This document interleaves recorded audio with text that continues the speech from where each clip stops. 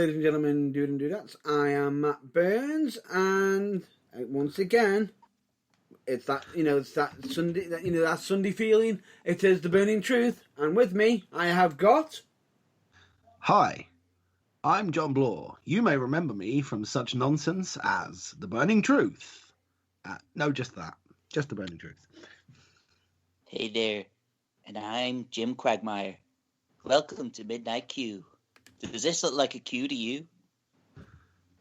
Huh? Ladies and gentlemen, the sideways world of Mr. James Irvine. Good evening. Okay, right. That's an unusual one. Collectively also known, apparently, according to our subconsciouses, as Troy McClure and Quagmire. Make of that what you will. Yes. Hey there, I'm Troy McClure. Okay, right. From such versions of The Burning Truth.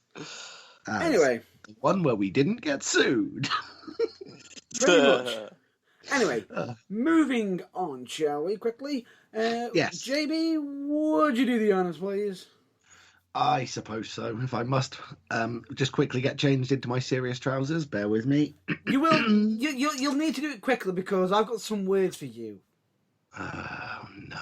I know exactly what's coming, folks. Which means I need to do this. The following broadcast will contain discussions on professional wrestling and other topics, which may contain language not suitable for younger listeners, listeners of a sensitive disposition, and other listeners. This program may also contain strobe lighting effects. And believe me when I say this, there is on this episode there may be certain discussions of certain details that some when we point you into a certain direction, you'll want to watch it yourself, but understand it may have harsh language there also. The things that we're pointing you to, which you can watch in your own time and, with the relevant amount of discretion, may also contain strong language, but The Burning Truth has no control over external links. Bingo. Don't say fuck or bugger. And with that out of the way, let's just jump into the usual mention of The Burning Truth. So fully supports Black Lives Matter and hashtag Speaking Out still always. And the offer is still up for both of them matters as such. Yep, absolutely. Now, with that being said, with that being said, hold on. Before you start what I think you're going to start, please allow me to do a little bit of corporate arse-kissery. Spiel. Arse-kissery. Did you know The Burning Truth now has more social media interaction than ever before on Instagram, Twitter, possibly YouTube, and definitely Facebook as well. And on theburningtruthuk.com, which is the website, a blog. Which you can read. Yeah, www.theburningtruthuk.com, yeah. A blog which is updated weekly by whichever one of the three of us finds themselves nearest to an internet connection at the time. And this week it's my turn. I have written a blog which you can read. It'll only take you a couple of minutes. It'll make you giggle with a bit of luck. And it'll also, as has been proved, really annoy Matt Burns. So, double whammy as far as I'm concerned. Oh, it won't be the first log that you've dropped this week. Oh, sorry, you meant blog. Sorry, I wasn't listening. Well, that... I dropped a floater this morning. When that gets out in the channel, it's going to be a danger to shipping. But that's not what you're referring to, is it? Listen, on theburningtruthuk.com, there is a blog. This week, it's my first turn at writing a blog for said Burning Truth blog. So, yeah, read it, if only because one particular reference point in it will annoy Matt Burns. Yeah. I may have made mention to several of the things I'm trying to get into things by constantly mentioning them on this show, including one that he doesn't like very much. Pretty much. And the irony of it is the fact that we may have to even actually discuss it on this episode. Motherfucker. What, Booker T's Room of Candles? Yes. Available to hire for bar mitzvahs, weddings, and social events. They should have had a song in the background when Booker T was doing that. It should have been Careless Whisper. Yeah. That's probably the only thing that would have made that promo even more surreally brilliant. Cringeworthy. Cringeworthy, yeah, definitely. In case you haven't figured out, I bet you're all just now thinking, why are we actually discussing that topic? Well, before we get to there, before we actually get on to the reason why we're discussing it, as Jamie pointed out in regards to the blog and his post for the weekly blogging for the Burning Truth, there isn't just that. There's also Survivor Series predictions for this year. More importantly, tonight. Tonight, in this very ring. Wait, hang on. No, I'm not in a ring. Damn it. And you're not. And your name's not Tony Schimmel. I mean, the fired Tony Schimmel. No, I am not Tony Schimmel. However, I just said that. In this very broadcast studio, spare bedroom, doesn't quite have the same ring to it. Yes. Oh, and just to add on top of that, all three of us are in different locations, just to point that out. Oh, yes. Matt Burns in his Midlands mansion, James Irvine in his slightly smaller Midlands mansion, and me in a hovel somewhere in East Anglia. I like how we're getting dubbed as the rich ones. You didn't have to move house to somewhere where it was cheaper because you could no longer afford to live where you lived. I did. Anyway. Also, I would just like to point out, Stoke-on-Trent, where I used to live, not exactly the most expensive place in the country. A damning indictment on my finances, if nothing else. But let's move on. Shall we? But anyway, before we get on to it, I just want to just bring up Survivor Series for a quick minute. We have got our predictions out. If you want to see what they are, jump onto it, throw out some of your own predictions if you're quick enough. And who knows? Let's find out who's going to be correct, who's going to be wrong, and good Lord, what the hell happened to NXT not being at Survivor Series this year? I'll leave it there. Well, I haven't seen the latest episode yet, so yes, please do, because I will have to react to that on next week's show when I've seen this week's episode. No, I just quickly brushed over that fact, the fact that NXT is not even at Survivor Series. Oh, I see. I thought you were trying to imply they were. No. All of a sudden, last minute. No, they're not in it at all. After whooping ass and taking names and basically winning last year, you'd have thought they would be, but no. The returning champions. Yeah. But anyway. Well, unless, of course, turn the pre-show dual brand battle royal into a 3-brand battle royal. Won't that just basically just change the entire pay-per-view? Well, it would be easy because there are only 6 matches on the card, which could then equal a tie, and no one can actually end up getting supremacy if the all exactly, because then it will definitely be a tie if it ends up 3-3 and NXT win the battle royal. Just to ruin the whole concept of Survivor Series. Who survived? Nobody. But yeah, and on top of that, we're not even going to glance over the fact that what it is, it's up for grabs. Anyway, basically nothing. Anyway, let's move on. Yeah. Also, we're just going to temporarily. I would just like to get off my chest the fact that WWE has 2 ready-made factions that could have had an original Survivor Series style match at the pay-per-view for an extra match. Okay. It doesn't fit the narrative of Raw versus SmackDown because I believe they're both on Raw. But, why could they not have had a Survivor Series elimination match between the Hurt Locker, or whatever they're called, and Retribution? We've had that before and it's boring. Exactly. But anyway, moving on. Okay. See, I don't watch Raw. I think that match actually happened on Raw. What? Was it just a tag team match, or was it an actual elimination style Elimination. Match? No. Anyway, moving on. Jumping the shark much, WWE. Okay, let's move on. But anyway, instead, this week is going to have a main topic only. Because topic. Once we get going, it's going to be an hour and a half of us ranting about it, and we don't have time for anything else. Is that what you're saying? Oh no, it's we're going to be walking down memory lane at some of the best wrestling promos. Yes. With also a side stroll down What the Fuck Avenue for some of the most weird, stupid, pointless, and what were they thinking ones. Well, when we say best promos, we're not just talking about we're going to be breaking down into categories. Be it most funny, most serious, most huh, or also known as what the fuck. Yeah. Which some could say, well, wouldn't that mean that's the weird promos as well? No, it doesn't necessarily always mean to be a what the fuck promo. Doesn't necessarily have to be a bad promo either. It can just be odd. Yeah. Or thought provoking for perhaps not the reasons that the person who made it intended, or just outright, what did I just witness? However, because we are covering this topic, it's going to negate one of the usual weekly topics.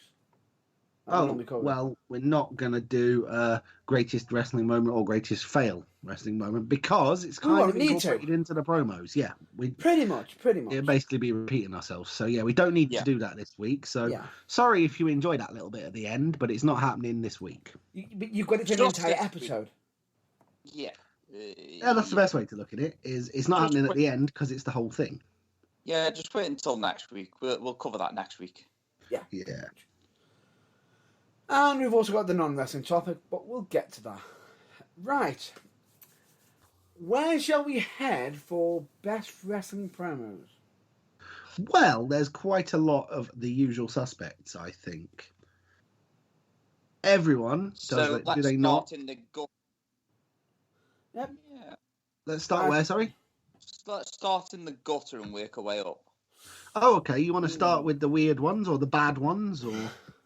I'm talking the really bad ones. The WTF ones. Well, okay. All right, we'll start with... Okay, let's go from bad to good. Let's start low and build to a high. I like that idea. Well, yeah, it's a good start, seeing as we already mentioned the book, Booker T Room of Candles. Yeah, well... Yeah. That's a fair point. It's just one of them. I like to climax a bit later on, you know what I mean? Yeah, not to mention it doesn't do you or the person in question any favours, or just yourself. It depends on what mood you're in. Yeah. Any favours if it happens that soon. I just don't want to play my load within the first 10 minutes. Basically, you want to roller coaster. Yes. Anyway, let's just cover some what the hell promos. Has anybody got or what the fuck promos? Has anybody got any that come to mind? Now, are we talking what the fuck as in haha, but I can't believe they got away with that?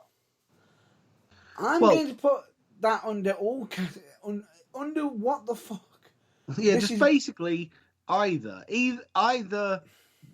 who greenlit this shit, or I've watched it every year repeatedly since 1988 when it was broadcast, and I still don't know what the fuck they're trying to say, kind of deal. Either's good. Or better yet, shall we just throw out a promo and just state what category boxes they tick? Yeah, fair enough. Yeah. I think that'd work. Has anybody got one? I'm going to start with possibly a bad one. Go on. Hello, Mr. Room of Candles. You can't say that word on television.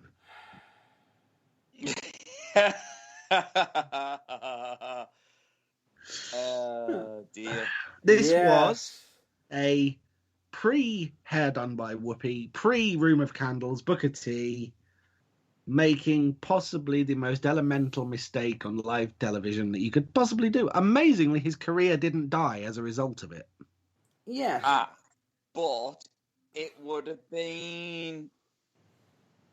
It would have been wrong if it did affect his career. because Yeah. for obvious reasons. Yeah. You mean far, far more wrong if it had affected his career than, say, if it had been, naming no names, an other white wrestler in his place that had done it?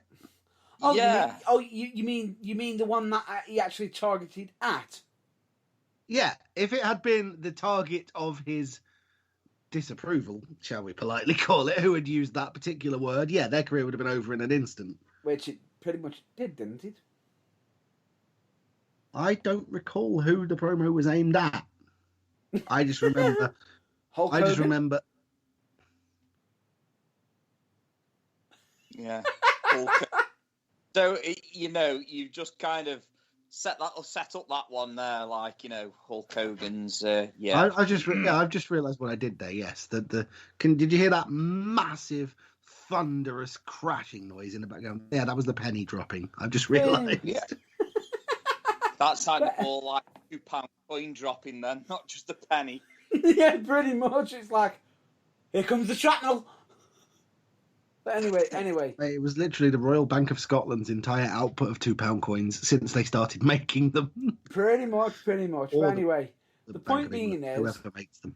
I think what makes it even more funny is after it's been mentioned, the slip up, the slip of the tongue mistake, Yes. the fact that you got Stevie Ray who continues on like a trooper, not even realising what was going on. For then Booker T look at his hands and go, oh crap, what the fuck have I done? Yeah. And even Sherry. look on his face. The look on his face said it all. It was classic. Wait, look at Sherry, and Sherry just gives him the glare to say, don't fucking look at me. Yeah. As if to say, this is all on you, sunshine. This is Do all on not you. look at me. Do not look at me. I'm not here. Not got to dig you out of this hole right now.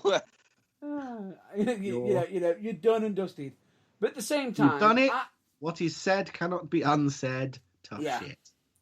But at the same time, that doesn't exactly give the allowance for the person that the promo was aimed at to make, to make the statements later on, later on in 30 life. minutes later, no. Yeah. Which, yeah, we're not excusing that. Even though, what do you want a little funny story in regard to this promo? The fact that he had to go to Hulk Hogan and explain what had just happened. Because I believe at that point Hogan was in the ring. No, Hogan didn't even know what was going on. He might have been in the ring. He got to the back and he's sitting there going, "Have you heard what's going on? Wow, what's going on?" He explains the situation to Hogan, and he's sitting there thinking to himself, "I'm gone. I'm buried. I'm buried. I'm buried. I'm buried." For then Hogan to immediately burst out laughing, and just going, "Why are you laughing?" It's like, I'm just happy, I'm just happy to join the family. Sort of implication.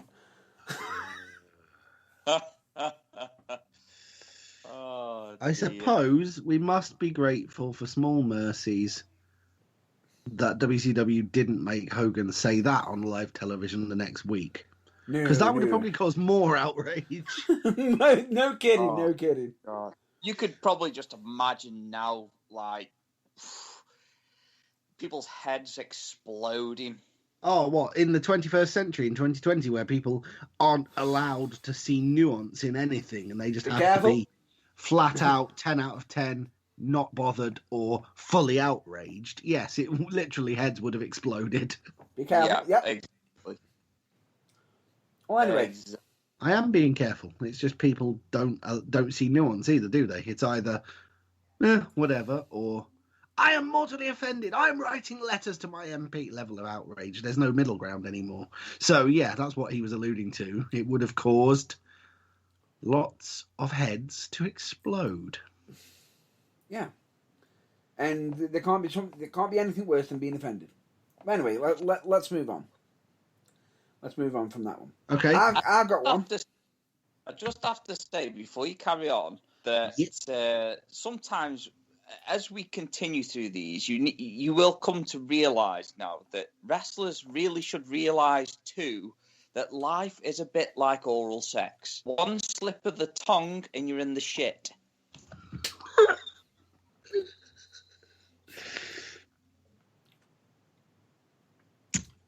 Ladies and gentlemen, that joke was exclusively provided by, and is exclusively the sole preserve, if you're offended, of Mr. James Irvine, and not of The Burning Truth, myself or Matt Burns.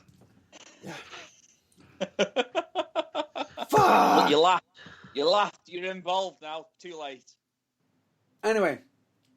Oh, Midnight Q. Just like a Q to you. Anyway, wait.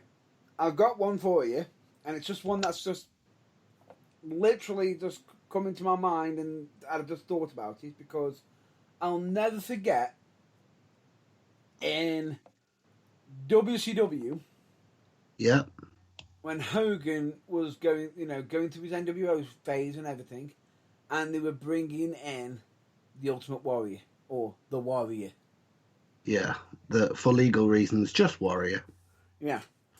And then they ended up turning around and having him dub his own like faction thing, the One Warrior Nation, which was just because OWN is NWO backwards, just in case nobody got that. Oh God, they got owned on that one. Yeah. Did they and ever? what made it even worse is the fact that somehow Warrior ended up having some form of possession powers by possessing the disciple. Oh God, no! Did we have to go through there? I was on about the crazy promos where you got Hulk Hogan looking in mirrors, thinking he's seeing the Warrior, going, "Oh, I'm scared." As far as this list and the Ultimate Warrior goes, shall we just leave it at his WrestleMania 6 promo? Yeah. Because that probably is an entry on its own. No, I was just covering that just for the what the fuck, but yeah. Wait, Oh, you're on about the legendary plane. Yes. Yeah. Yeah, the legendary plane. So, ladies and gentlemen, what we are saying is that if you were wondering what wrestling was like in the 90s, cutting a decent promo, just imagine your local gym buddy, like Meathead, literally... I think even your gym buddy would even know the difference between some I should hope so. But yeah, just you'd hope imagine so. this, though. 90s wrestling was basically... wrestling at its best, but on crack and steroids. It was essentially a man who has had something happen to him, be it dropped on his head or shock, either, something terrible has happened to him, and really can't think what day it is, much less where he is, much less what he's supposed to be doing, who's had a camera shoved in his face and been told, cut a promo, you're live. Yeah. Yeah. Wait. No wonder Ultimate Warrior was dubbed from the parts unknown. Because he was probably that high. Yeah.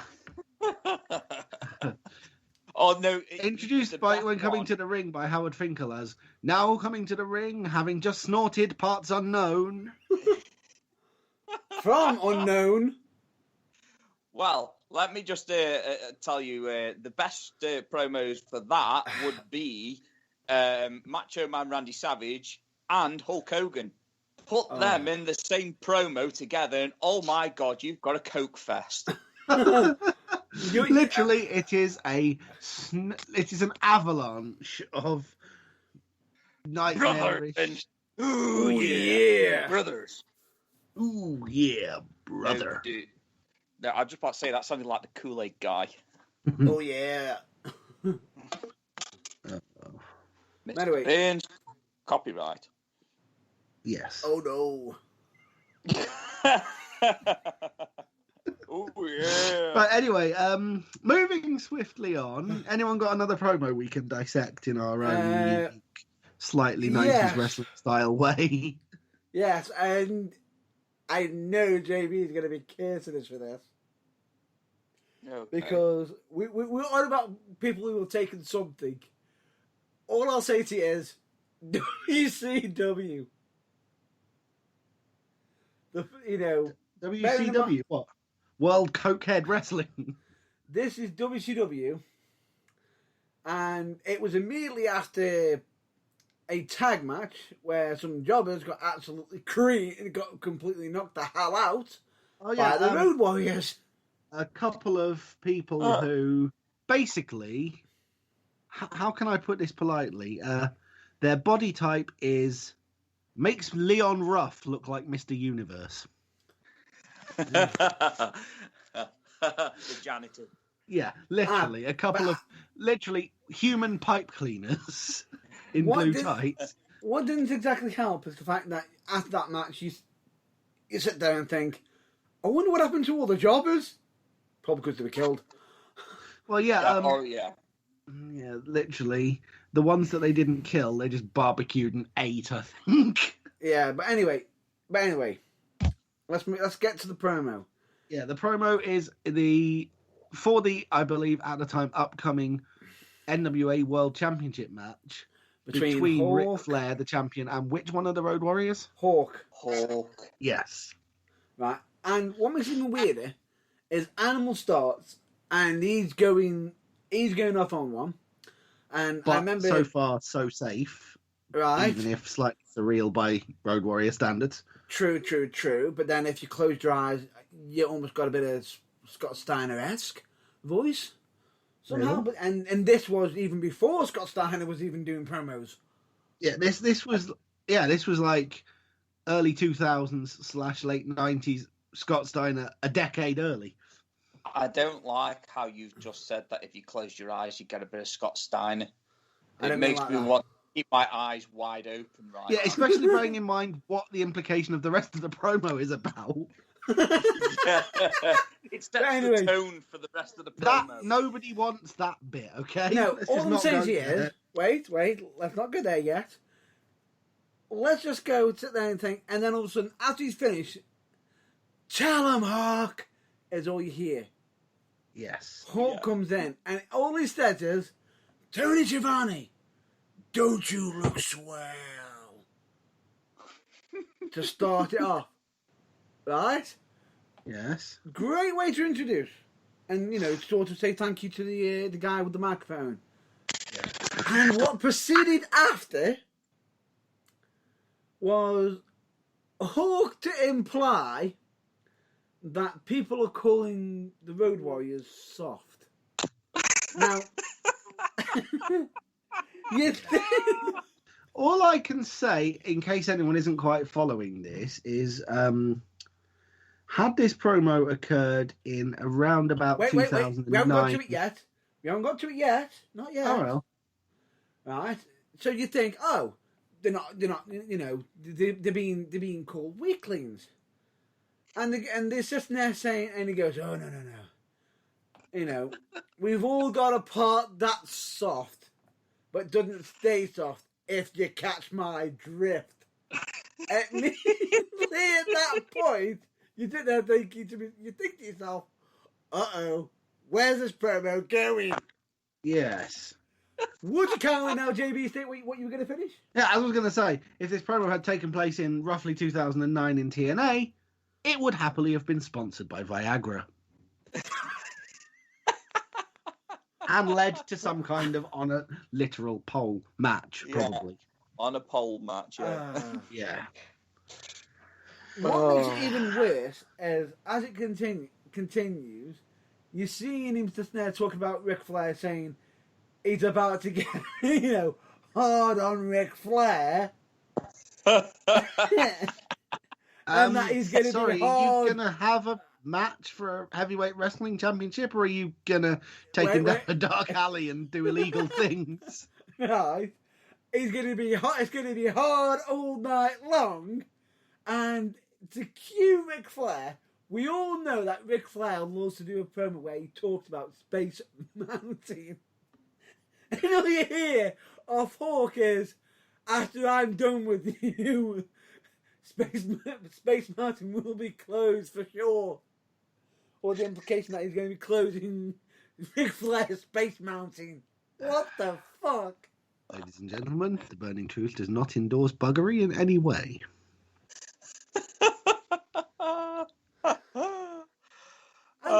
And take into account, this was during the time when it wasn't even freaking live. Yeah, they could have gone back and retaped that. They chose not to. You can just imagine Hawk standing over Ric Flair in the middle of the ring, just going, "Look at this dick! Yes, it's over you." Right. What makes it worse is he then turns round immediately at the end of that promo, Paul, and Paul's got to summarise. Paul Ellering has got to try and make sense and summarise everything that's just been said. Between both Animal and Hawk in the clearest possible way. He's like, you can see his face just go, basically, Ric Flair, you're gonna get beat up. You're going to get your ass handed to you, but not in the way that Hawk is implying.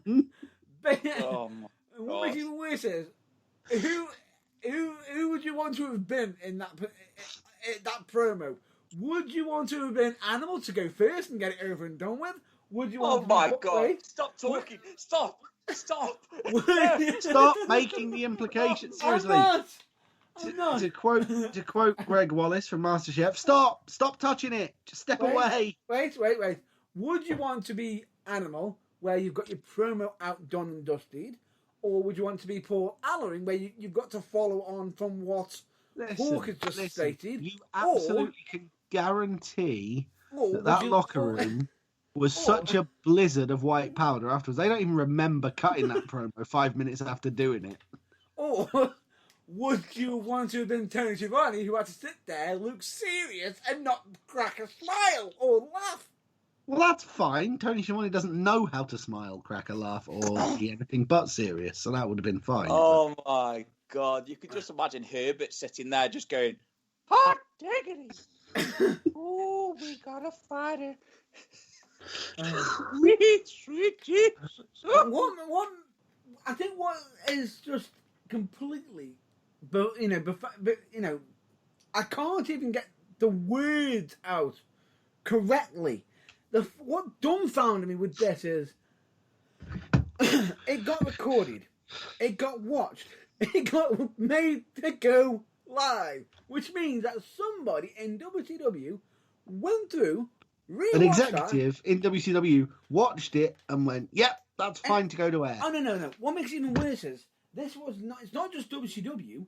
This was when WCW was part of the NWA. Yes. So it wasn't just WCW going through it. It was also the NWA. And somehow, in the infinite wisdom, we went from 2 wrestlers getting almost decapitated to Animal sit there saying he's pissed off, sounding like a future Scott, a future Scott Steiner, Scott Steiner is going to be taking, notes from Animal. To Hawk implying he's about to do something that is highly illegal. Yeah. He's going to show you some hard spots. There's a whole new meaning to the Big Boss Man's entrance music. Jesus. Oh, dear. Right, but anyway. And what makes it even worse is, just take into account, what was down on this music in WWE? Ooh, what a rush! Yeah. Yeah, like I say, I think they'd have been better served if they'd been given the music that was eventually given to the Big Boss Man. What? Because they're about to save Hard Time. Yeah, you'll be serving Hard Time. No. Why? Why, Hawk? Why? Why did you have to be so brilliant and yet so coked up and high on life when you were cutting promos? All I can say is he didn't cut a promo. He was just in the background. But do you think The Rock found some of whatever Hawk was on for that promo during the Survivor Series promo that Vince McMahon cut in 2001? Oh, good Lord. Oh, dear. Good. Hey, Good. right, let's move on to the next one, shall we? Yeah. Just to counteract from that. Anyone got a good one?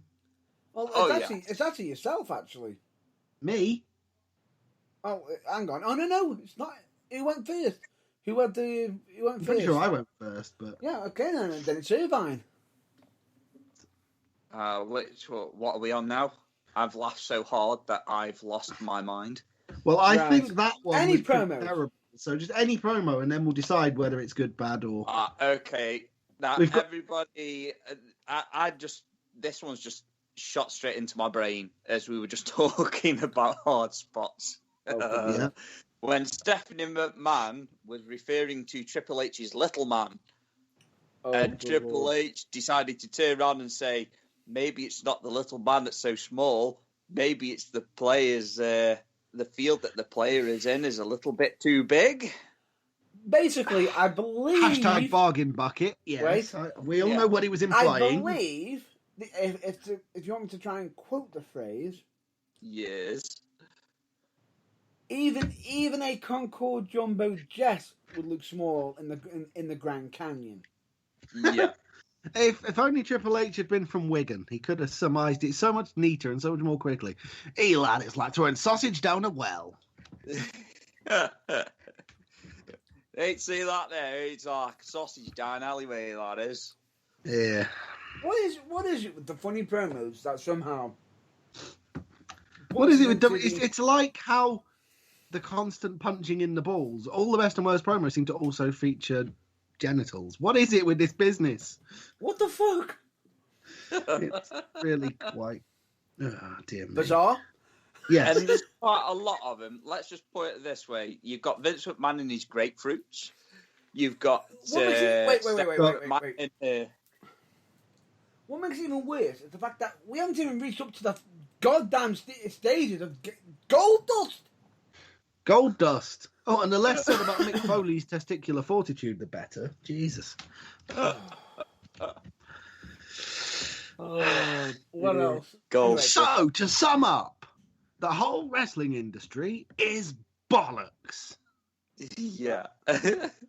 well, anyway, let's move on to Yeah, I'm trying to get Irvine to come up with a promo which we can hopefully move away from talking about cock and balls just for a couple of minutes.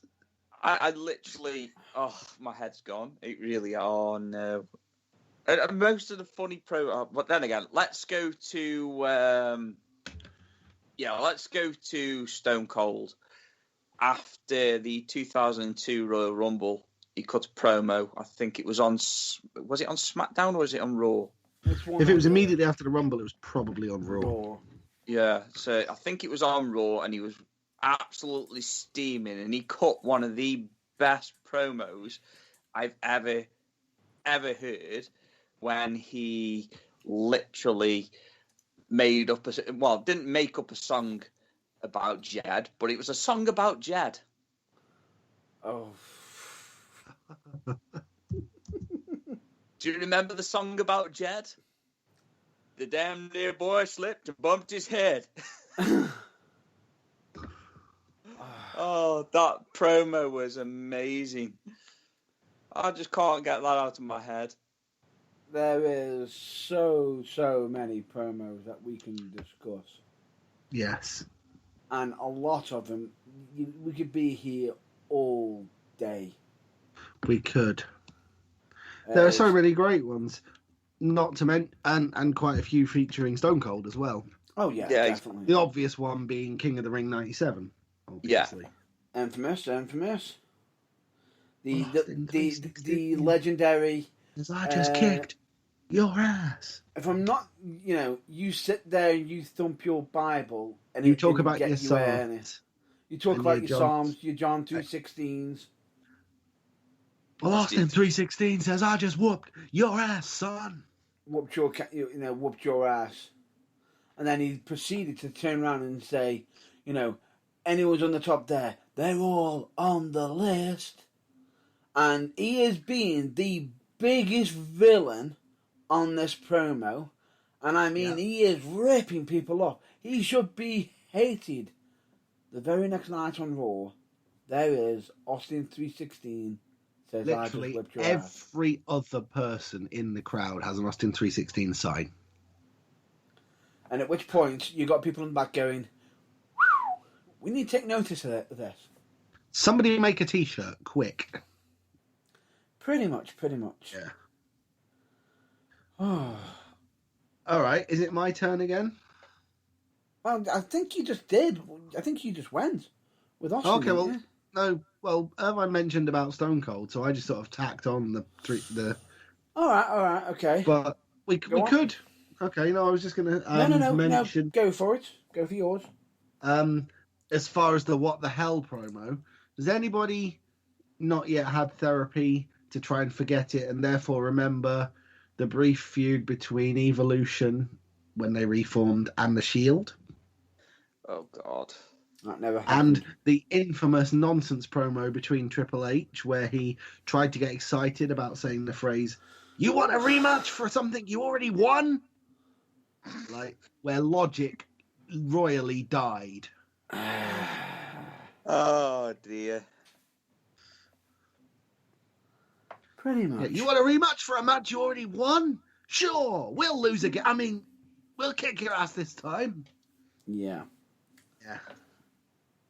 For someone who put as much time, and trust me, some of them lasted weeks, and as much effort into his promos as Triple H did, how did he not see that was just pure hot garbage? We all make a slip up now and again. But anyway. Yeah.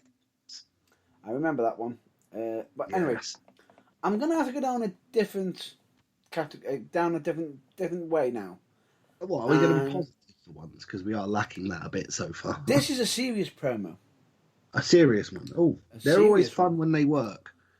Oh no. This one is, when I say very serious, it was one that when it came around, right?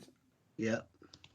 The company in question, and the owner and booker was so glad, keep that camera on him now.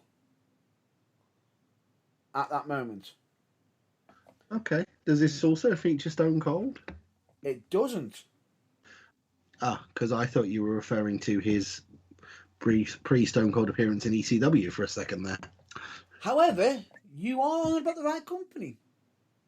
Well, if there's one thing ECW was famous for over and above needless chair shots, it is quite a lot of the best promos in wrestling happened there. Yeah, and for me, this is Cactus Jack in ECW. Oh, yes. A.K.A. Mick Foley. And this is the infamous Kane Dewey promo. Yes. If anybody remembers this. Where he's literally going through, he even did, you also got his I'm hardcore promo. You got that. Yeah. But then you've also got the promo where he sits down and as he's talking about, the fans getting behind him and everything, but then he says they went too far.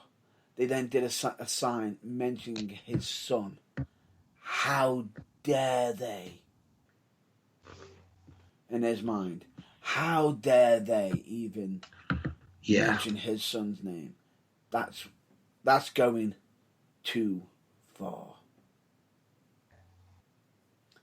And it just screams out, oh.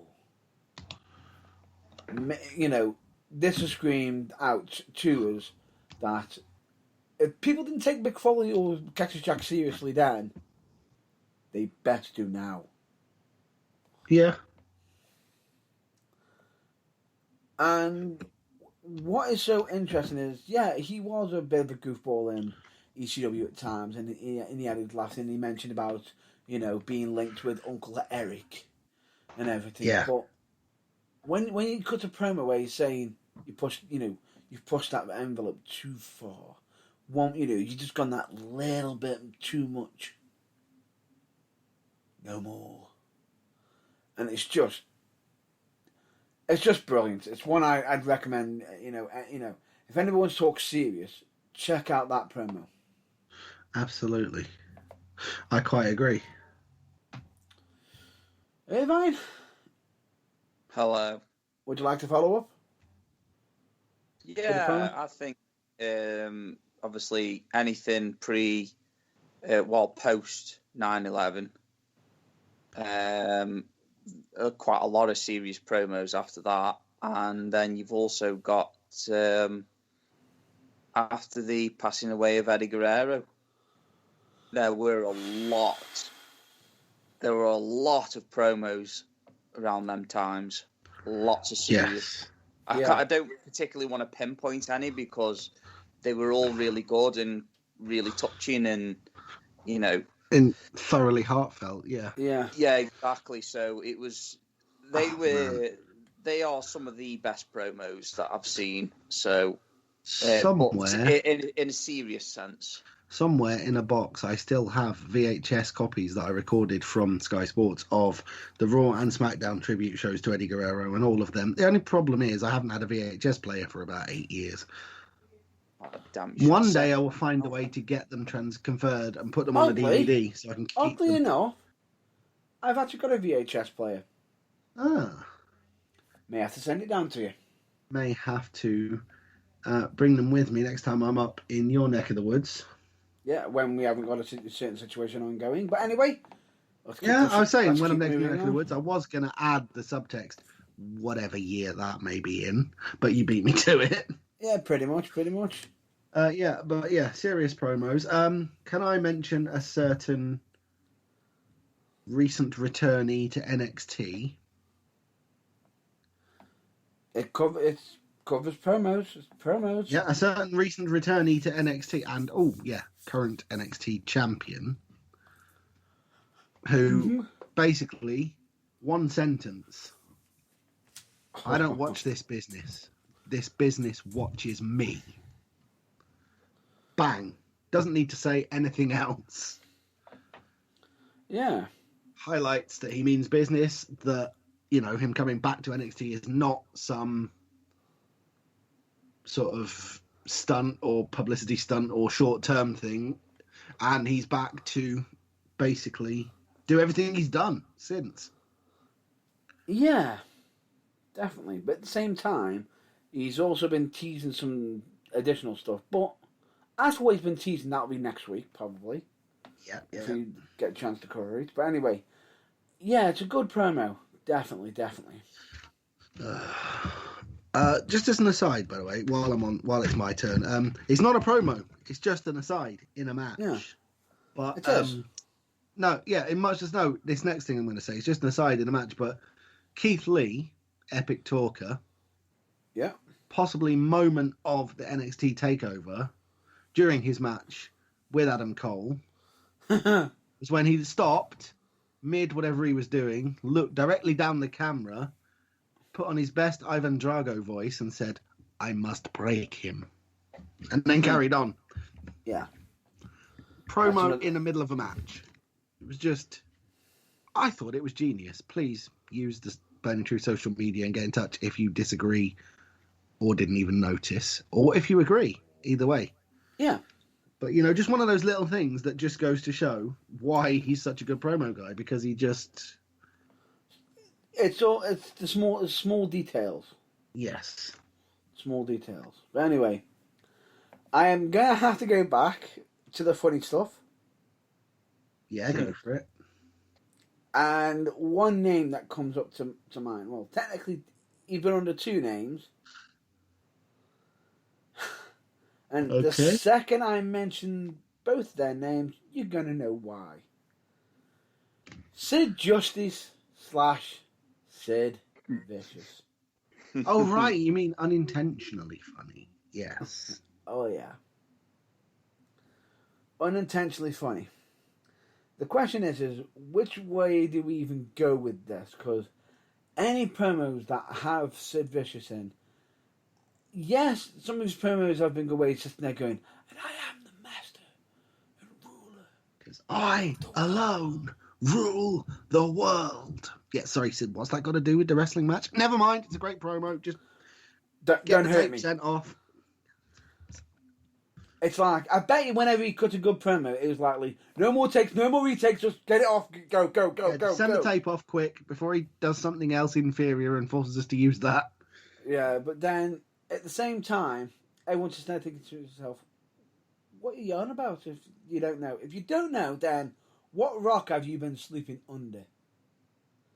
Because there's two promos that come to my mind, or almost three. There's the infamous ways in, I believe, there's one in WCW, and there's one when he was in WWE, formerly known as WF. The WF one is the one where he sits there, he's being spoken to by JR, and literally saying, what do you have to say about the skeptics and the doubters? And without even, you sit there and think, he's not going to miss a beat. It's dead easy, it's simple. He somehow flubbed his lines live on air, and then turns to JR and just goes, can we go again? For JR immediately go, sorry pal, we're live. For Sid just go, oh crap. Yeah. Realize and just go, if there's any doubters. Basically saying, implying he'll destroy any doubters. Yes. Any doubt, they'll get what's coming to them. But then JR immediately, ultimately, completely bury him with the infamous line of, there you have it, ladies and gentlemen. Sid Vicious, man, a few words. Right? Man, should be fewer words. Yeah, pretty much. Yeah. Then you have the one where in WCW, you've got. Is this the one that I actually thought was attributed to Scott Steiner, but isn't? Oh, good lord! It must have been, and I don't know because whatever that Halley thought at the time. What makes it even worse is he thought it was going well, and that people were laughing. Why they're laughing and everything. You know how serious it is when you've got Kevin Nash and Scott Hall corpsing in the ring, laughing out hysterical, while Kevin Nash is wearing a sort of implied mask that's meant to look like a really botched version of Sid Vicious, right? And the line is, Kevin Nash, you're half the man that I am, and I have half the brain that you do. Yeah. We all know what he thought he was trying to say. Wait. It didn't finish there, though. That's what makes it even worse. You'd think if he stopped there, that's it. The damage has been done, but maybe it can be fixed if he stops there. But no. No. He's digging a hole. He can't stop until he can see kangaroos. He's already dug himself the hole and he's about to bury himself in it. Week after week, you make me look like a jackass. Week after week, you try and make me look like a jackass. And at that point, everyone's like, nope, you just done that yourself. Yeah. And at this point, you've got to sit there and just bask in what has just transpired. The crowd are laughing their heads off. And there's Sid continuing on like as if it's a good promo. I'm happy with my promo. I wonder how he felt when he got to the back and he's like, that was really dumb. And he saw the faces of anyone he encountered. Yeah. And doubt may have possibly started to creep in. Just slightly. Yeah. Oh, dear. God bless the curly-haired warrior. Maybe that's why he decided to go with the, I am the master and ruler of the world. Promos. Just to keep it simple. Oh, Sid was basically the prototype for early Batista, wasn't he? That's why they only had Batista have one-sentence promos. Because they just didn't want him to run the risk of basically making a tit of himself by saying more than one sentence at a time. His promos, but technically weren't really promos, especially when it's like he had to choose between which championship that he wanted to go for. So they just said, give a thumbs up or a thumbs down. That's how terrible you are. Yeah. Well, no, that wasn't actually bad because it kind of fitted in with his gimmick, but and the whole evolution thing. But yeah, I know what you mean. It's like, we don't trust you to talk. Use hand gestures. And to be honest with you, take into account how he ended up leaving WWE. Yeah. Yeah, I quit.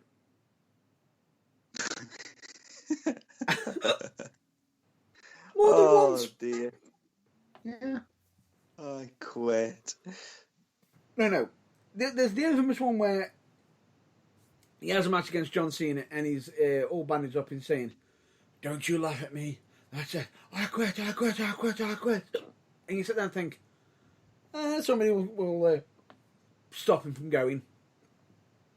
No one's stopping him from going.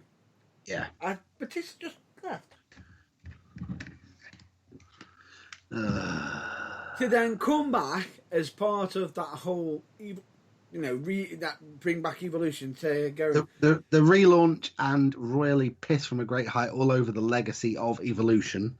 Yeah, and then, it's like, we're all back, yeah! About. He basically, Duncan Valentine, Triple H. I'm out. I'm out. Yeah, pretty much.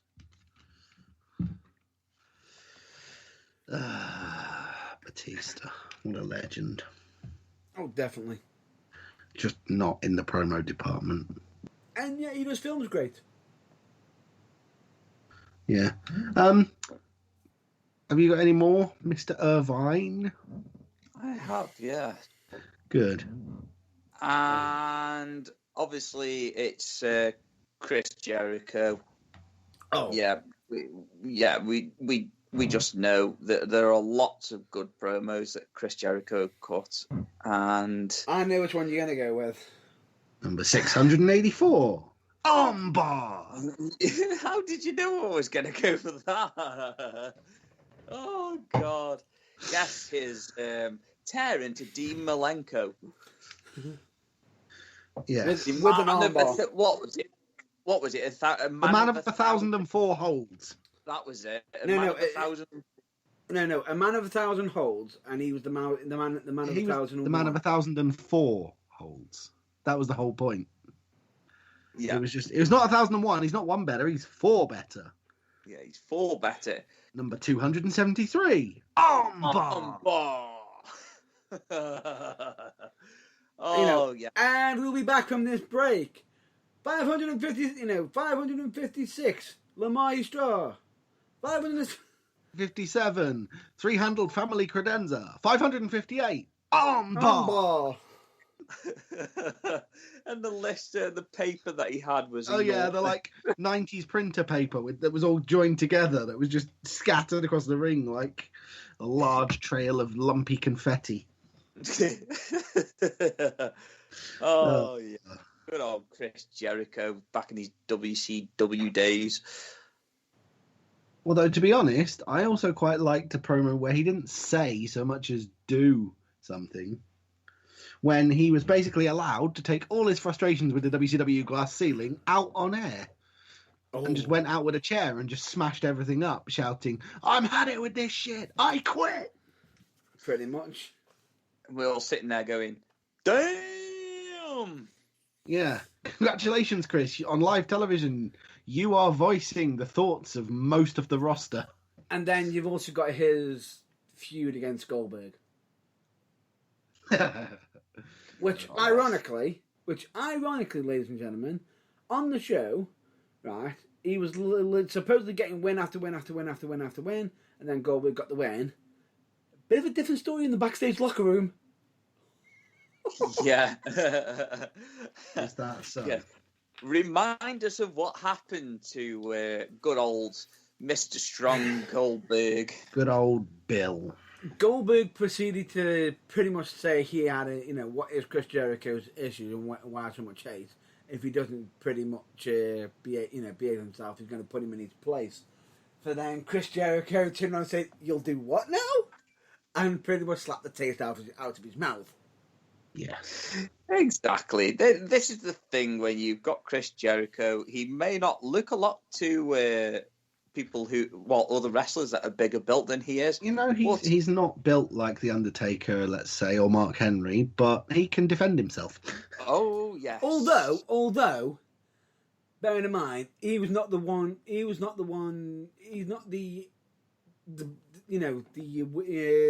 worst one to come off of a big guy trying to pick on a little guy and get you in a flawed situation. No, he's not. He is not, is he, JBL?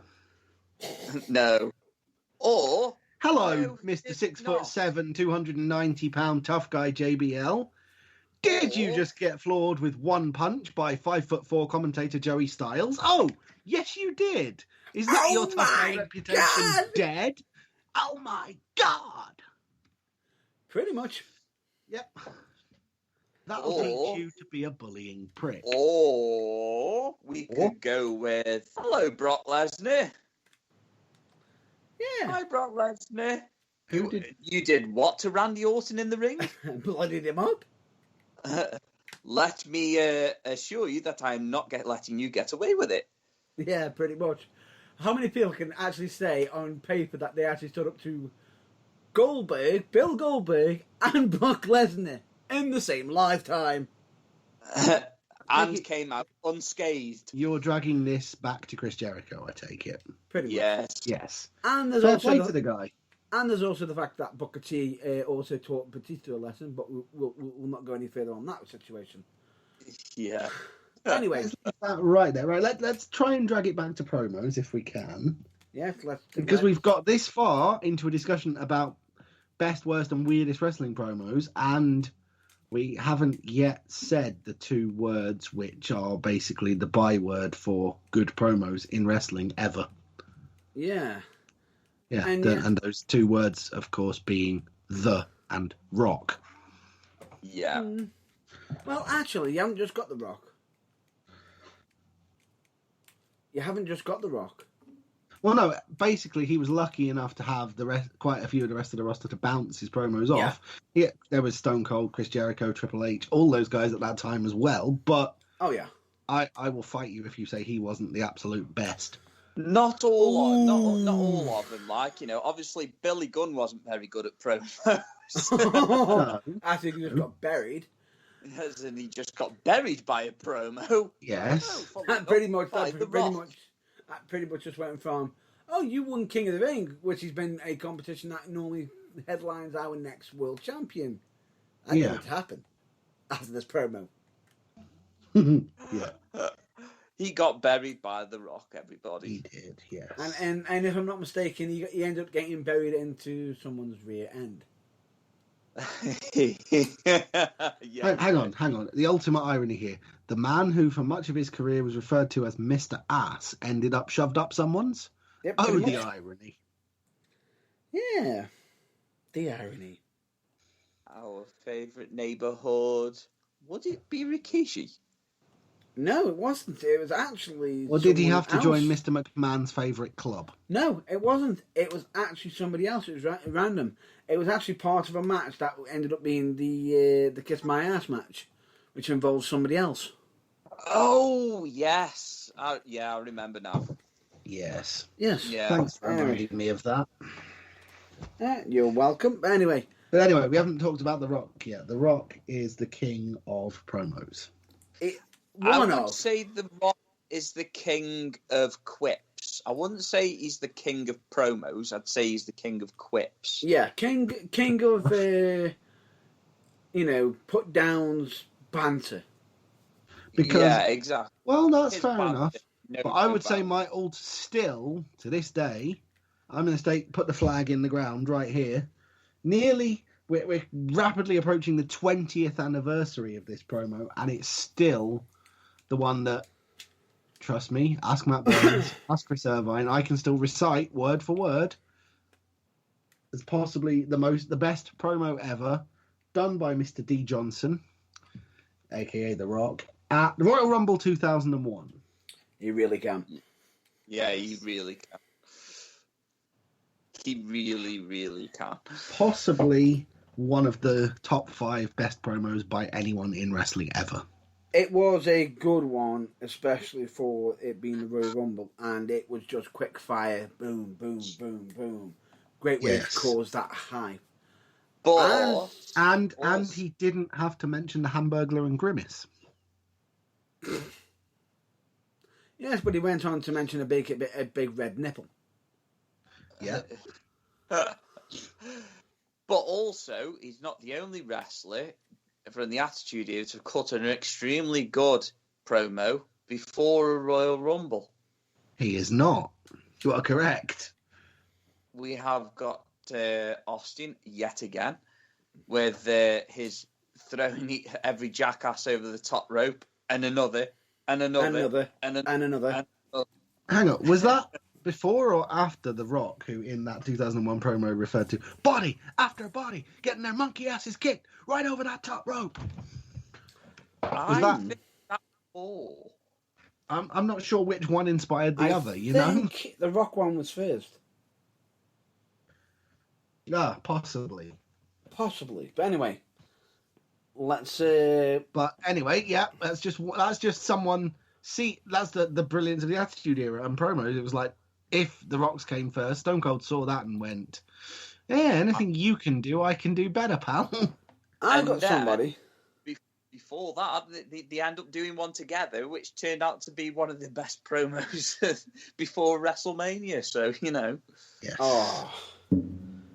The infamous, where it looks like they're trying to be friendly, they're saying, but The Rock never forgives. Rock bottom. Yeah, that's the one. You know, where they kept stealing the microphone out of each other's hands. Yes. Well, that was basically the lightning in a bottle period, wasn't it? Because there's always been a guy that can do promos like that. You know, be it Roddy Piper, be it Hulk Hogan, be it Ric Flair. But that was the first time there were two who could literally match each other word for word at the same time. I may have to... That's what made it so awesome. I'm going to put you on a halt there.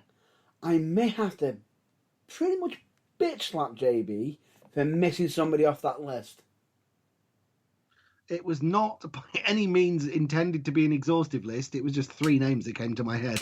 But go on, who did I miss? You missed somebody who's got an iconic promo that, to this day, still stands the test of time.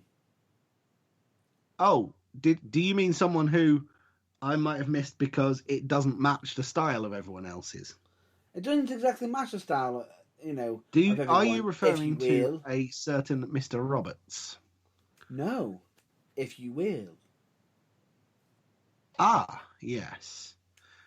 I, of course, am referring to Jake the Snake Roberts, who is also one of the best promo people of all time. But great Matt man. Burns is referring to the American Dream himself. Dusty Rhodes. Yes. Simply because, I will say, some of the stuff that WWE gave to him was literally, you know, bottom drawer, pound shop, drizzling shit, hot garbage. But he still made it work. He still tried to make... When we were talking about, like, shit, we're talking about the real... Can I say the first shitty one, or are you going to say it, Mr. Burns? I'll let you say it, please. Just put it out of the misery. I received a YouTube link from Mr. Burns himself the other day. Excellent.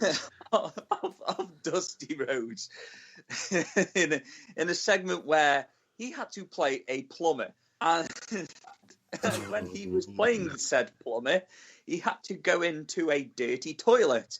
And yes, I am literally talking about the toilet because you can see what is inside the toilet. We are talking about one of JB's logs. What makes it even worse is the fact that... Are we talking about #danger to shipping here, folks? What makes it even worse is, do you come up with, you know, is it a ring-a-ringing? Is it ding-a-dinging? What the fuck? Right? And then he somehow, after he's just done all that, magically pulls out that Bob's toilet without getting any mess anywhere.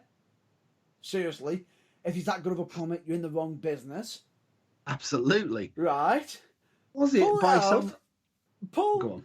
pull this toilet out, gets this new one in, and as you click on this button to flush the toilet, it goes ding ding, fucking hell, right? Wow. And that's one of the worst ones he had to put out in, but he managed to put it in, put his own spin on, make it absolutely hilarious, but it made absolutely no fucking sense. Made Oh no wow. sense. It made no sense. No Yeah. sense. No sense. Doesn't make sense. Doesn't make Where's my sense. monster? Where's my monster? Right. And bear in mind, this is after he has coined his infamous, legendary promo, which is simply dubbed as Hard Times. Yes. And again, we're not talking about the Big Boss Man's entrance music. No. And we're also not talking about Hulk's desire to Violate Ric Flair either, no. And we're not about Hulk trying to close down Space Mountain permanently. Anyway, Yes. this Dusty is Rhodes. where, and the weird thing about it is, the irony of what we just said just is, who's the promo aimed at? Hang on, this is the 1980s and it's Dusty Rhodes. So my guess is we may possibly be coming back around on a circle here. Does this also involve Space Mountain? Yes, it does. Ric Yes. Flair. Hmm. But it was done in such a magical way, and this is where Dusty is. You know, he wasn't one of the biggest people. You know, he wasn't like an Adonis. You know, he may be a little bit big, maybe a little bit round, and everything. He made you think. And as much as I know WWE turned around and said, had the entrance song, "He's the Common Man," Dusty Rhodes made you connect with him because he did come across as if he was the hard-working man. He just looked a lot more as well like an ordinary guy. yeah, just like He didn't- Big Daddy. Look like one of your typical 80s WWF. Ooh, I've spent 20 hours a day in a gym and my blood is 80% steroids kind of guy. Yeah, He it's looks like a slightly fat it bloke was who like- you could It identify was like with. the wrestlers of old, like Giant Haystacks and Big Daddy. You know, just Yeah. they were big dudes. You know, they didn't care. At the end of the day, they put on a good show and they cut good promos. So Yes. And it exactly. why wasn't would you care about how they looked? It wasn't just that. The guy could actually wrestle, and the weird thing about it is he put that much of an investment in his promo where you sit there and you're watching it, and after watching that promo, I remember watching it for the first time and I was sitting there thinking to myself, I need to see this match. No, Yeah. not next week, not next month. Not a week's time Now. whenever it comes on pay-per-view or whatever. Like, right now. Like, inject it directly into my visual cortex. I need it now. You almost said veins, and I know you did, and I would have accepted it. It would have been fine. But anyway, the point being is the fact of that's how powerful a promo can be. Yes. You know, now I know a lot of you are probably sitting there thinking, right now is, but you haven't said my promo. You haven't said my promo. You haven't said the one that I love. Yeah, that's what the social media is for. And the scary thing about it is, this may not be the only time we cover this subject because No, because if we get as much of a feedback from the social media as we're expecting to, we definitely will have to do a part 2 for all the ones we forgot. Definitely. But just in case, anyone, would you like to point out some honourable mentions just off the bat? Oh, honourable straight away? mentions. I can't believe we've got this far in a discussion about promos. How you doing, Colt Cabana? And we haven't mentioned a certain guy. Yeah, Hashtag pipe bomb. pretty much. And one that's actually even surprised me that we haven't even mentioned is the fact that we haven't even discussed the man who even managed to coin this line from the film They Live. We came here to chew bubblegum and kick Kick ass. ass and chew bubblegum. It's actually chew bubblegum and kick ass, and he's all out of gum. He actually uses it the other way around. A lot of people mistake it because A lot of people get that wrong. Yes. Yeah, it's almost like a Mandela effect a little bit. Yeah. We The talked same man about Barry who's like, Piper. What was that? We're talking about Rowdy Piper. Rowdy Roddy That Piper. we are. Rowdy Roddy Piper. Just And when you hit- thought you had the answers, I changed the questions. Bingo. The exact promo I was just about to mention. Exactly. The fact that, the infamous promo we even had with, Jimmy Snooker. Yes. The infamous coconut promo.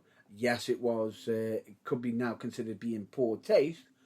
But, by God. It's stuck in your memory. It's Yeah, stuck absolutely. in your memory. So, you yeah, Roddy knew, Piper. you knew how he could get you. He was one person who, as much as a lot of people can sit there and saying, well, he was never world champion, anybody who went up against him became top talent simply just from him speaking words. Yeah.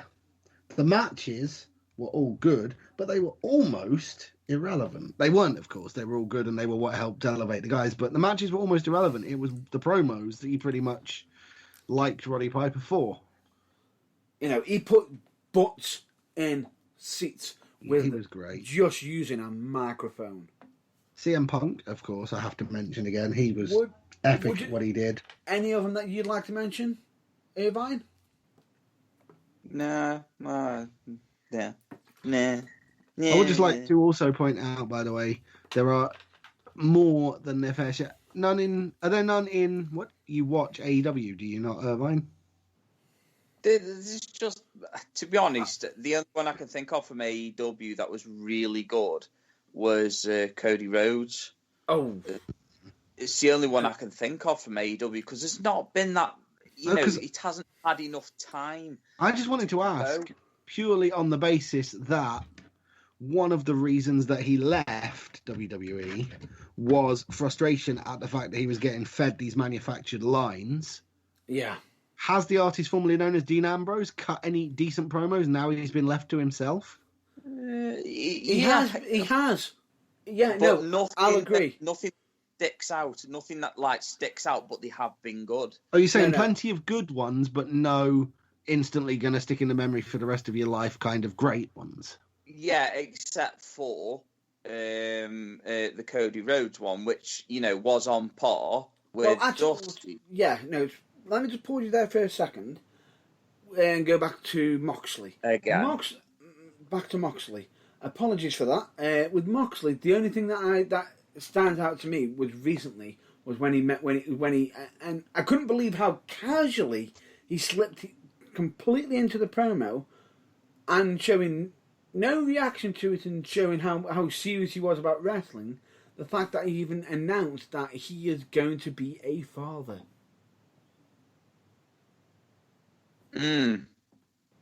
Yeah, I remember that. Yeah, Yeah, it's a good way of going about it. definitely. Just completely slips it completely into the promo. But anyway, I will now cordially invite you to go back to Irvine in his statement in regards to Cody Rhodes. We'll let him have his stay. Would you please? Sorry, yeah. Carry on. Yeah, well, Cody Rhodes is like, ever since the WWE fed him that pile of shit where he had to be Stardust. Dustin Rhodes' sidekick Stardust. Oh my God, what the fuck, WWE? He was doing so much better in WWE when he was, when he was actually doing his whole broken face gimmick. They should have just left him there with that and let him work with it because it would have been really good. But then he goes to AEW, and during the first year of AEW, he cuts this magnificent promo, absolutely fantastic, and that is why AEW is so highly rated amongst the new talent and older talent, because they are given that creative freedom to say and do as they want. Yes. Watch an interview with Dean Ambrose, John Moxley. Just watch the interview with him saying how much freedom he has gotten. They can practically do whatever they want. He said, obviously, Tony Khan, he does come to you with suggestions, but his door's always open for you to pitch ideas to, whereas Vince McMahon, it was always hard to find him. FTW. It is FTW, isn't it? Taz? Do you mean FTR? FTR, sorry. Yeah, FTR. The artist formerly known as The Revival. Yeah. Yeah, the artist formerly known as Revival. So you got them. They go to AEW because they were given nothing at WWE, and they could barely ever find Vince McMahon, and they'd be standing outside of his door for God knows how many hours, just try and pitch an idea. And if they did get hold of him, he'd always turn around and say no. And now they've gone to AEW. They are actually one of the best tag teams, which we knew anyway. But now they're the total package because they're actually allowed to talk as well as fight, and so you get everything, not just, oh, here's some matches and some heavily scripted words that sound like all the other guys say. Yeah, exactly. And it's just like, but it's mind-blowing because I actually get to see them, their creative part as well that they have during the match, during any match that they have, like the one that they had with the Young Bucks. I don't rate the Young Bucks because I just think they're overhyped. I really do. I agree. I've got to be honest. I can see why people like them, but they're not for me. Yeah, they're not for me. They're not everyone's cup of tea. Let's just put it that way. But yeah, you go to FTR, and it's just like they are the total package because they've got so much creative freedom, and it shows during the matches and during the promos. Yeah, and as an ally to that, this is why I love NXT, because Triple H, who, don't forget, came up in the Attitude Era when he was basically allowed to say and do whatever he wanted, understands that. And this is why I love watching people like Keith Lee, people like Adam Cole, people like Tommaso Ciampa and Johnny Gargano, who you just know if they were trying to come up through the ranks from the bottom on Raw or SmackDown, would be given lines that make them sound the same as all the other wrestlers. They wouldn't get anywhere because the crowd would have no reason to invest in them because they'd just be another guy in tights punching someone in the face. And I think half the reason they're as successful as they are, like the AEW guys, is because they're allowed to actually, be themselves and show their personality. Yeah, exactly. And that's what I'm saying. A lot of the wrestlers, what people don't understand is in the WWE, you may be frustrated with the wrestlers, but you can't be frustrated with the wrestlers because it's not them that are creating these showered shit show. It's actually the creative team around the back, or should I say, therefore, lack of creative team. So, it's just, it's so frustrating. Yeah, I totally understand. Top talent without, absolutely, without the creative freedom. One hand tied behind their back. Yeah, I know.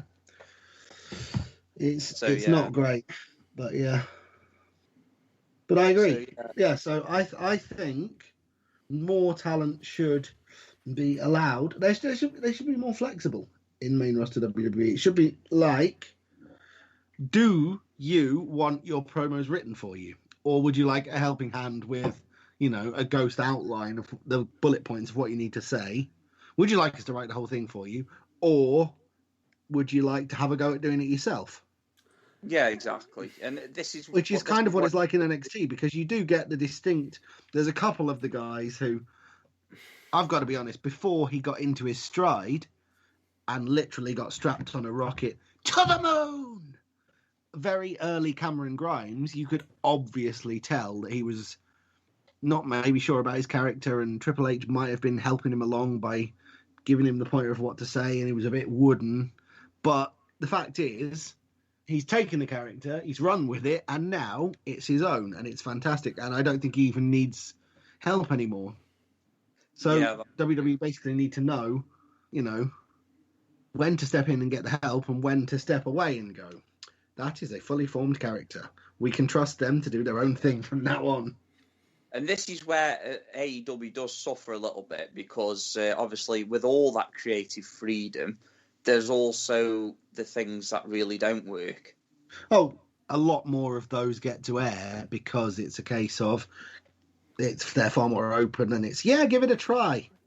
Yeah, exactly. It is an argument for the way the main roster of WWE does things. It's like that happens less, I agree.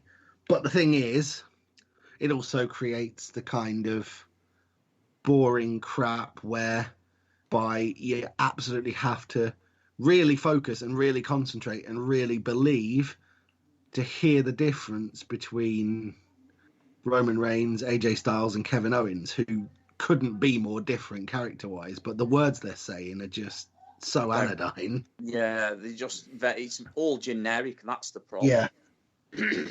And the other thing about today is a good point of that is the fact that you just mentioned Roman Reigns. So just look back when he was doing these face promos years ago, when he did the Suffering Succotash promo. Oh, Jesus. That was you so could absolutely bad. tell that was awful, that none of that was his idea. You could and tell. he was basically told, just shut up and do it. And as a result, he didn't believe in it. His delivery sucked. And, well, and no wonder it's in the list of worst promos on the internet for most people. And the fact that he's then, straight after he's done, he's winking at the camera. But then compare it to the promos he's cutting now. And I know Irvine, Irvine might not like Roman, but, me and Irvine actually had this discussion off the air where we both where even Irvine openly admitted himself, didn't you, that he is playing that heel role damn near perfect. Yeah, I'm not a fan of his character, but goddamn, since they gave him a bit more creative freedom, he is, I've warmed to him a hell of a lot more. Yeah, exactly. And my problem is that I would hate Roman Reigns a lot less if about 4 to 5 years ago they would have turned him heel and given him that creative freedom. Or just give him the creative freedom. And no, I think even as a face, it doesn't work as a face. They were trying to take the make him into the next John Cena principle when they really didn't need to. He needed a character refresh since before Ambrose left, and they just wouldn't give it to him. And for some reason, they gave it to Seth Rollins instead, and we all know how well that worked. Well, take into account when the whole team was coming down and everything. Do you know who I thought was most likely to turn? Who? Who's now known as Moxley? Yeah, and he of all the things with the Shield, he was the one that never did. I seem to recall. No, he did turn. Well, no, I mean, as a whole, the Shield fluctuated between face and heel, and he went with that. But did he actually turn on his own as part of the Shield? No, Reigns and Rollins stabbed each other in the back and caused the Shield to keep breaking up. But Moxley never did it, did he? Yes, he did. Yes, he did. It was right near the end. It was the night that Roman ended up having to give up the Universal title after he just won it off Brock. Oh, right, no, I remember. It was the WWE Hail Mary of, shit, let's give it to him and hopefully he won't leave. But it was too little too late by then. No, but then he couldn't leave. So then it was, I believe, Dean Ambrose and Seth Rollins, and Dean ultimately turned on Seth, declaring, you did it first to me, and then turned around and started dissing people, saying how unclean they were and how vile they were. You're nothing but garbage people, if you remember. Because you remember, he used to wear that gas mask thing. I think I tuned out of the main roster by then, but I'll take your word for it. No, believe me. Believe me when I say this. This was when Moxley... No, I believe you. This is when Moxley was at his most frustrated because they were feeding him spiel after spiel after spiel. And then as soon as he finished with them and literally finished with WWE, he went straight over to AEW and he was cutting scathing promo after scathing promo on the legit straight shooting at them. Venting his frustration. Yeah, I get that. But anyway, I believe that's going to be a bit of a we've literally talked for ages about this, so we know we're not going to do the great wrestling or epic wrestling moment or epic wrestling fail this week, but I think the non-wrestling topic is a bit of a doozy, so we're going to have to give that airtime next week as well, aren't we? I'm going to say with the non-wrestling subject that we originally had, which I'll actually mention what it was. We were going to be talking about some nostalgia and going down the routes of talking about old classic cartoons we used to watch as kids as we were growing up ourselves. Aside from wrestling, of course. But here's the thing: I feel as though that topic should have its own episode. Yeah, that should be a main topic, full episode discussion. That really should. I agree. It should. So yeah, we're not just going to tack on 10 minutes of that at the end. We'll not necessarily next week, but just sometime in the future, we'll have a whole show dedicated to that. Definitely. Pretty much. Next week we're going to have like Fallout of Survivor series, aren't we? So. Yes, and the build up to Takeover War Games, I would imagine. Possibly. Yeah. Possibly, but the good news is, as much as we normally say we're going to be cutting down on WWE, on WWE talk, I will say NXT lately been going great, but that's all I'm going to be saying in regards to that. Right, as with all of that, I think that's going to be a wrap up for in regards to the topics this week. Would you both agree?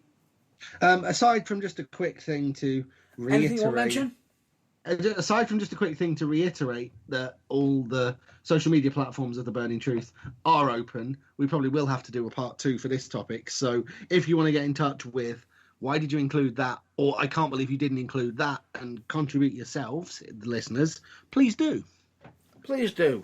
We highly recommend it because we always have an ear open, and if there is anything that we missed off or anything, let us know. Let us know. But yeah. So there will probably be a part 2 somewhere down the line. So if you want to be a part of that, you know what to do. Pretty much. But anyway, with all that being said, shall we jump onto the plugs? That's pretty much a wrap. So plug away, Mr. Burns. Excellent. But anyway, we recommend you check out UKWA for photography needs, Tony Knox, Jessica Server Photography, Kerry Swift Photography, and videography needs, BA Productions, SW Video. And we recommend you check out charitable organisations like Changes for Health and Wellbeing, Changes Recovery Radio, Mind, Messy for Mind, Donna Louise, Hospice Care for Children and Young People, Cancer Research UK. We of course also recommend you check out the lighter side of professional wrestling, be it either Botchamania, WrestleCraft, and OSW Review. You're welcome, Matthew. You're welcome, R.D. Reynolds, and of course OSW Lads. We of course also recommend you check out fellow broadcasters, be it either Pull or Pass Radio Show, any of them hosted by any broadcast hosted by Magic Mark Adams. We the Independent, that's with an IE, not a Y. Think Wrestling, especially the Talk Wrestling interviews and etc. Train Pop Culture, Hatred Theory, and all of the above. We of course also recommend you check out Kayfabe Music, as they do absolutely amazing custom-made music and custom entrance videos as well. If you want to know how good they are, they do the theme music for The Burning Truth. And of course, we also recommend you check out Powered for TV, where there is always wrestling content being included on there, be it either podcasts and everything. Who knows? They could end up having they're always building up and getting more on there. We of course also recommend you to check out your local wrestling promotions, be it either Future Championship Wrestling, United Wrestling, Pro Wrestling for You, Future Shock Wrestling, Academy Pro Wrestling, Fallen Star Wrestling, Venom Wrestling Federation, Slam Wrestling, Wolfen Pro Wrestling, the Barracks Wrestling Academy, and many, many others and more. In case if I've missed any, there's an app that you can get for free on your phone, be it called Babyface Wrestling app, where you can follow any wrestling company that you're interested in, and wrestlers, of course. Small plug, that does include Matt Burns. And UKWA. Yes, I know, it's a self-plug. Can you blame me? I was trying to do it for you, but yeah, go for it. No, of course we can't blame you. Of course. And of course, they also have some blog stuff on there. And check out our website, which is, as we've always stated, www.theburningtruthuk.com, where you know what's on there. We've got the current episodes, be it either past reviews that we've done in the past when we've been attending shows. Unfortunately, that's on hold at the moment. We have, of course, also going to be having our usual blog. We're going to be having our predictions and much, much more. However, we will just state any external links that are on the links webpage, we cannot be held responsible as we do not have any control over external websites. We, of course, have our social media, be it that we are on Facebook, Twitter, YouTube, Instagram, and, of course, if you're wanting to listen to any of the past episodes, we have the website, we have Spreaker, we have Spotify, we have iTunes, we have Google Podcasts, not to sound like our crowd this week, Deezer, and of course we are also on Amazon Music as well, and many, many other sources as well. And that's the plugs done. Beautiful. So, of course, but last but not least, this week is going to be our usual mental health message, which is, listen, don't ever be afraid to state that you are not okay. Because being not okay is okay, but don't ever be afraid to ask for any help. Because you know, just by reaching out, you could end up finding out you've got more care, more love for you from, be it either from a family member, a colleague, or even, hell, you never even know, even just a regular random person. Yes. And anything else either one of you want to add on? What's that quote from the Cultaholic guy? Right, that would be, you know, never compare your behind the scenes to other people's greatest hits.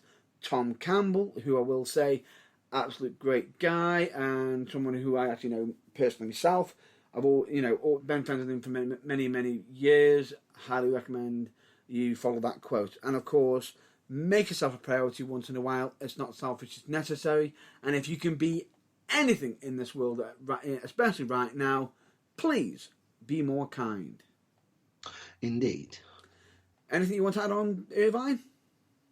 Yeah, let's add on. We're all here for you, even at the burning truth. Oh, absolutely. 100%. Drop us a message, drop us a line if there's anything that you'd like us to discuss, whether it be regarding to mental health or anything else going on in the world. Yeah, even if you just want to say, how you doing? Yeah. Colt Cabana. Or if you just want to say, stop talking bollocks. Very unlikely that we'll actually heed that one, but, you know, you're welcome to say it. You're absolutely welcome to say it nonetheless. You're entitled to your opinion. If you want to tell us to stop talking crap, you're more than welcome to. But if even if you telling us to stop talking crap helps make your day, don't hesitate. Absolutely. And I couldn't have put it better myself. Yeah.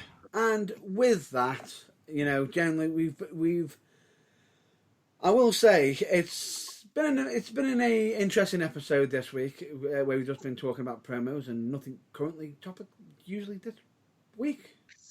Oh yeah. None of the usual topics. No. Yeah. But sometimes a reset helps, which ties in neatly to the whole mental health message, I think. So yeah, that's quite cool. That it does. So with all that, I'm always going to be telling everyone to, always just reach out and, check out your local wrestling promotions. And, of course, also reach out to family members who you may not have spoken to, family members, friends, or even colleagues you haven't spoken to in a long while. Just send out a message, send out a call. Just by getting in touch with them can end up proving vastly helpful and end up making their day. Hal, if someone tried to call you couldn't get in touch with them right there and then, give them a call back. They might be reaching out for a reason, or they might just be trying to reach out just to see how you are. Indeed. But anyway, pretty much. And with that, that's going to be a wrap up for this week's episode of The Burning Truth. So with that, I hope you all stay well, stay safe, and hopefully we'll see you at the next episode. But until then, it has been emotional. I've been Matt Burns. I've been John Bloor. I've been James Irvine. And this has been The Burning Truth. Thank you, and until next week, catch you later. Ta-ta now. Bye-bye then. Ta.